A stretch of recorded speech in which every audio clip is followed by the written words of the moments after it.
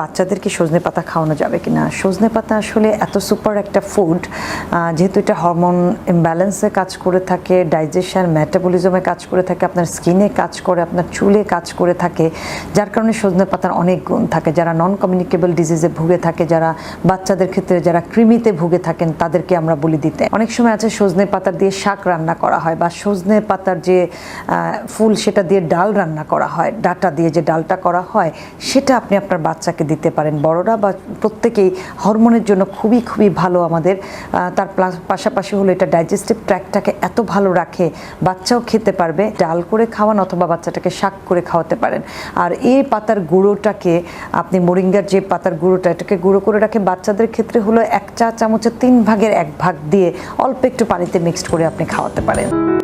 সজনে পাতাগুলোর প্রপার উপকার পেতে হলে আপনাকে অবশ্যই প্রিমিয়াম কোয়ালিটির সজনে পাতা খেতে হবে। আর আমাদের এটা হচ্ছে একদম 100% প্রিমিয়াম। তো আর দেরি না করে এখনই অর্ডার করে ফেলুন আমাদের ফেসবুক পেজে মেসেজ দিয়ে অথবা অর্ডার নাও বাটনে ক্লিক করে। ধন্যবাদ।